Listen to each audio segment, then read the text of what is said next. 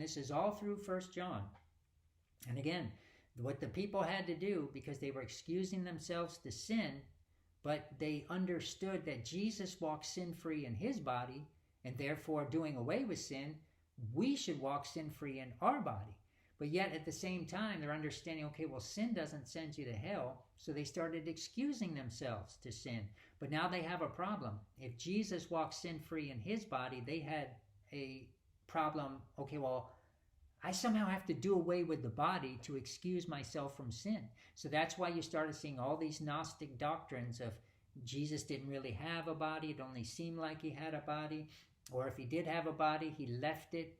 And you can look all this up. He left it before he went to the cross. So therefore, there is no glorified body because he already left that body. So they discount totally that Jesus died and then rose again in that same body. Yet we see from Thomas, hey Thomas, put your finger in the hole in my hand. So Jesus was glorified in that same body that he wore on earth, that he wore without committing sin.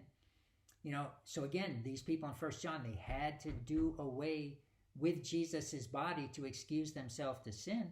And in chapter 4, when it says try the spirits, it means that if you have people in your church that are excusing themselves to sin, you better lay out what I just laid out to you, that Jesus was born with life in his spirit, inside a body from Mary, capable of sinning, but yet he never sinned. He walked sin-free in it, then died as our substitute, and rose again from the dead, and then put that life in our spirit. And as he walked sin-free in his body, we now should walk sin-free in our body.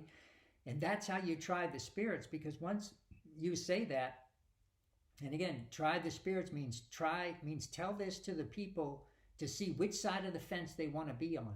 Do they want to be on the Jesus came and walked sin-free in his flesh, or Jesus did not have a body, therefore I'm going to continue excusing myself for sin? See, so you're forced to choose, and what happens is that people will either repent of this radical hyper grace excusing of sin and live righteous in their body, or they'll leave your church and have to take to themselves a doctrine that says, oh, Jesus really didn't have a body. See, once you call them on the carpet on that, they're forced to make a decision. But since in today's church is so filled with radical grace, or filled with people who don't understand these things, they don't ever try the spirits.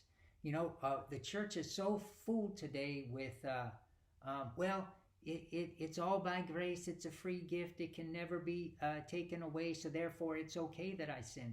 Well, you're half right. It can never be taken away. Sin does not separate you from God.